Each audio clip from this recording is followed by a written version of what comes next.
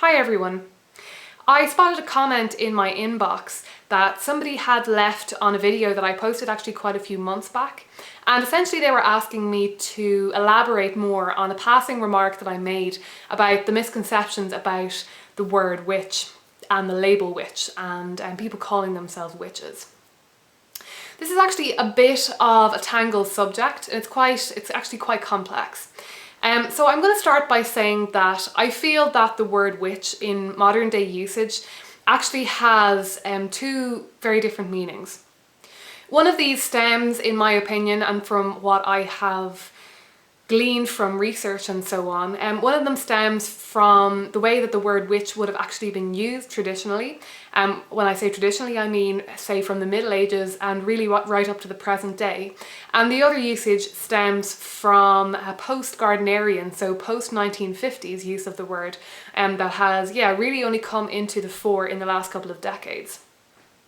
So essentially you've got the two different meanings of the word witch, which is on the one hand somebody who is generally considered to be quite evil, probably a worker of dark magic, also just used in general to mean a sort of unpleasant, usually female, it's just generally a very negative word. A witch in a cartoon, or a witch in a TV program, or a witch in a fairy tale will usually be this figure who is basically using their powers for evil, that they are an antagonist in the story, they are trying to hinder the hero in some way, and so on and so forth. Then on the other hand, when somebody in the modern day tells you that they are a witch, generally, first of all, what they mean is that usually they will mean that they are a practitioner of magic, but they generally will have obviously a much more positive interpretation of that word.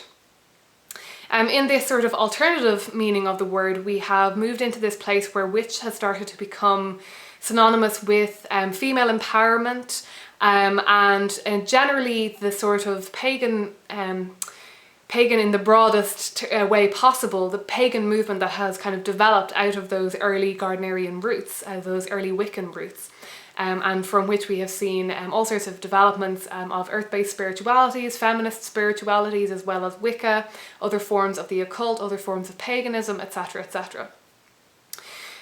So essentially when somebody tells you in the modern day that they're a witch, they could mean quite a lot of different things. They might just mean that they practice witchcraft, which could mean any sort of witchcraft really at all. Could be various different types of occult practices. But somebody who tells you that they're a witch, they might not even necessarily practice something that they call magic. Some of them might be what you might consider to be Wiccan. They might follow a religious kind of path that people often call Wiccan today, that was started by Gerald Gardner essentially, and has developed from that original tradition. And basically originally the founders of that sort of religious movement and occult movement generally called it witchcraft in the beginning, and the word Wicca was something that kind of grew out of that and kind of came in later. And then you might also come across people who use the word witch to denote just simply a kind of earth-based spiritual practice. They might not even really practice any magic per se. They might not be involved in the occult, but they might just follow the Wheel of the Year, which I made an introductory video in case you don't know what that is. I did make an introductory video about that to explain what that is. And just generally follow the seasons and follow kind of the turning of the year, that they're very in tune with the earth, that they are in tune with the earth's energies and the energies around them, and so on and so forth. So that's quite a broad spectrum right there, with just one little word. And I think one of the reasons that I have shied away from using the word to describe myself is because it is so multifaceted, and it's, I suppose, similar to the word pagan, it can mean so many different things and have so many different uses. I said in the beginning that there is, of course, that dichotomy where you have the two very different meanings of the word, and the sort of meaning of the word witch as being something negative and evil, in my personal opinion, is actually very much more stemming from the traditional usage of that word. The Wiccan kind of mythos has this story that Wicca kind of was revived rather than created in the 1950s, that there was this tradition of a witchcraft religion that survived through the witch burnings in Europe, through the Middle Ages and right up to the present. In reality, there is no evidence for this basically whatsoever. There were, of course, people who practiced what we would now call witchcraft. They were generally considered to be cunning folk, wise people, and certainly some of them were reviled in their society. They absolutely did practice forms of witchcraft that have been incorporated into current practices today. But generally speaking, the word witch at that time would have always been seen to be a negative thing. And as far as I can understand, now most of my understandings of this, most of my research on this has been based around sort of mostly from Ronald Hutton's book, Triumph of the Moon, and then various other resources online that I couldn't necessarily name off the top of my head. But Ronald Hutton's book, Triumph of the Moon, is a really excellent resource if you're interested in finding out more about the history of paganism and witchcraft in general. And he sort of outlines the definition of the word witch and where it comes from and how it was actually used in the Middle Ages and at the time of the witch trials and so forth. So essentially the kind of tradition that people are tapping back into when they use the word witch today is not actually a tradition of people who would have called themselves witches at the time. Like I say, they would have called themselves cunning folk in England and the UK, and there are various other names that people would have used at that time to describe their practices of healing, and very often these people would have been called upon to break the curse of a witch. But largely speaking, we see witches as being we don't see an awful lot of evidence for these actual witches, and there's always this sort of finger pointing, and that other people in the community might be witches, and this fear of witches.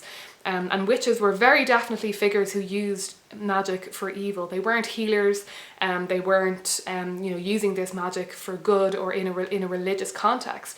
They were probably, for the most part, an imaginary kind of creature or person. That the people who believed in magic were sort of trying to turn to their cunning folk or wise people, wise women, to protect them from. So this sort of gives me this uneasiness when it comes to using the word witch, because what we find today is that we have a lot of people kind of getting very upset about people using the word witch in that way that kind of denotes somebody who is evil and using witchcraft in a negative sense. And we have people who are sort of trying to reclaim the word witch and who don't like to see witches being portrayed in that way in movies and so on and so forth. But I generally find this to be a very kind of strange idea, because the word witch has always meant that.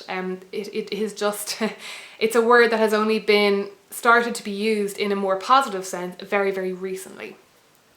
That being said, I kind of went through a phase there where I felt like really strongly that I really didn't enjoy seeing the word witch being used in other ways.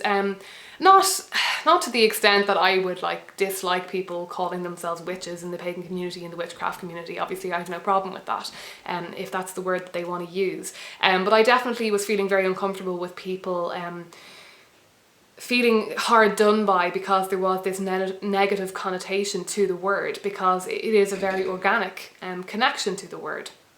But that all being said, I do find it very interesting that the word is actually starting to change meaning in our modern times, and I think that's absolutely fine.